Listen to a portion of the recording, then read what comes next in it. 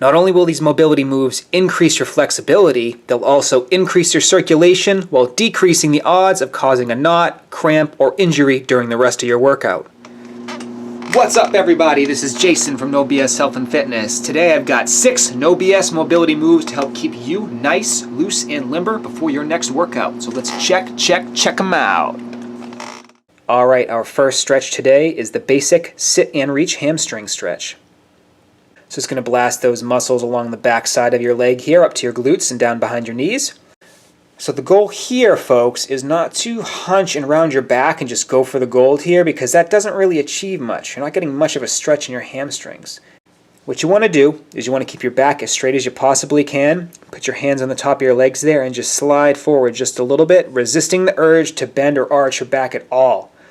You're going to notice real quick that you barely have to do any work at all to achieve a nice deep stretch in your hamstrings, almost from where the bottom of your glutes start, all the way down to the backs of your knees there. You can stretch a little deeper, just avoid the urge to round your back. I typically hold this for about 30 or so seconds. Next, we're going to move to cat-cows. This is one of my favorites because it opens up your thoracic spine and your core in general. Anything that's going to involve your core, you're probably going to want to do some cat-cows beforehand. So the easiest way to think about this one is to imagine touching the back of your head to your tailbone in one extreme, and then touching the bottom of your chin to your belly button in the other extreme. So these two extremes of flexion and extension here are going to start to mobilize your thoracic spine. Back and forth in each position, up and down. So these are called cat-cows because when your head and tailbone are up, you resemble a bovine or cow, which has more of a pronounced scoop to its back for sitting on, for like a saddle, right? And then the cat part is pretty self-explanatory. You can also call these scaredy cats. You look like a cat with its back arched up, all defensive, right? So I typically go through about 10 or so of these, nice and steady, no reason to rush. Form and technique are everything here. And then this also carries over directly to movements like dead bugs and bird dogs.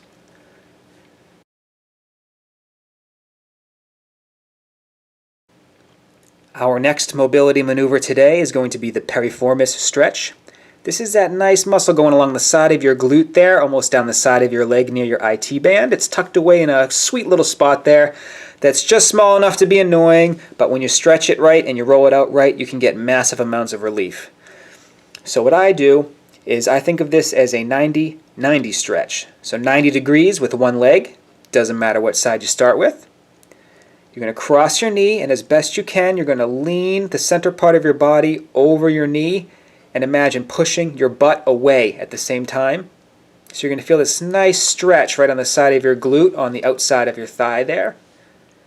You can take your time and just lean right into that. I typically hold these for about 30 or so seconds. And then we're going to safely switch and do the same thing on the opposite leg. 90 degrees at the knee. Lean the core over the body, push your glute back, lean in and stretch. Feel that nice deep stretch there.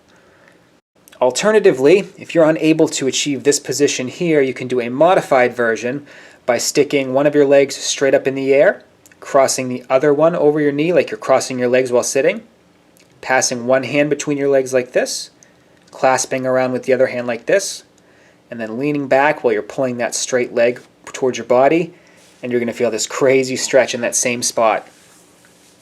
Be sure to do both sides to even it out.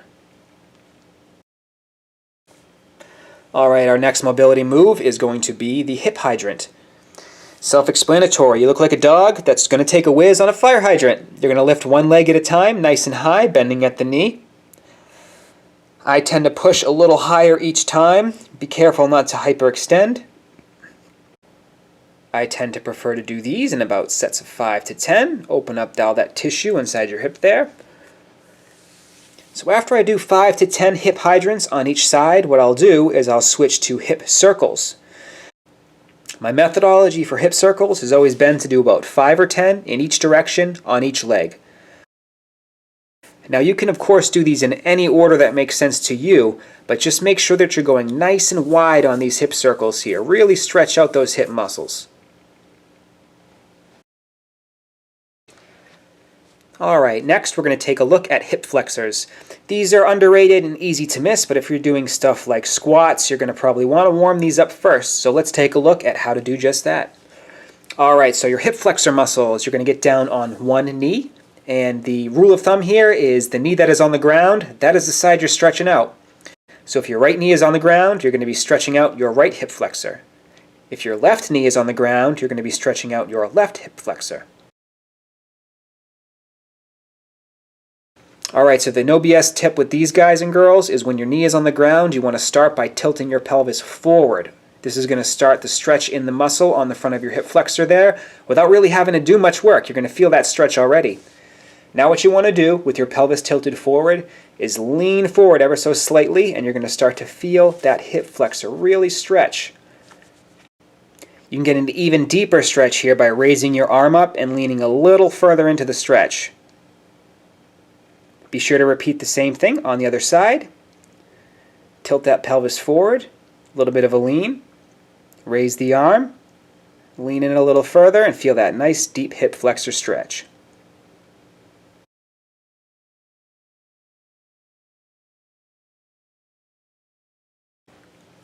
Alright, that was a lot of lower body mobility. We're going to do one upper body mobility move, and it's almost the only one you need besides mobilizing your scapula. These are super simple. You know the YMCA? Same deal. I, Y, T. That's literally it. Go for 10 passes. And that is I's, Y's, T's. These are my favorite to do before pull-ups, push-ups, or any upper body exercises whatsoever. They loosen up all the tissue around the shoulders as well as mobilize the muscles and get some nice circulation in that area as well.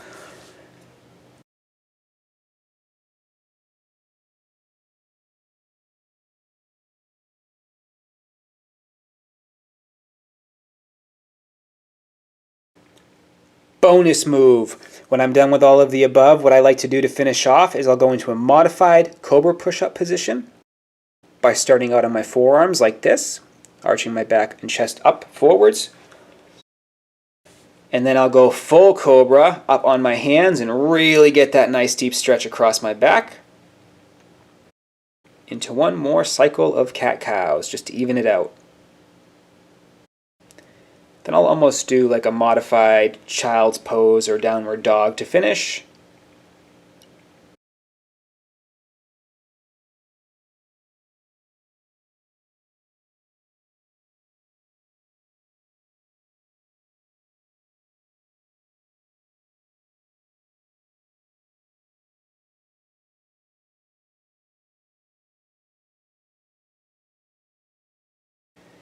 And that is that, and you are ready to tackle your workout, no BS. As always, everybody, this is Jason from No BS Health and Fitness. Thank you so much for your time. You can check out the website right here. Get yourself a t-shirt, maybe some protein, maybe a 30-day online program. Also, if you haven't, folks, please smash that subscribe button and be sure to hit that notification bell as well. That way you don't miss a single bit of No BS content. As always, folks, thank you so much for your time. I'll see you next video.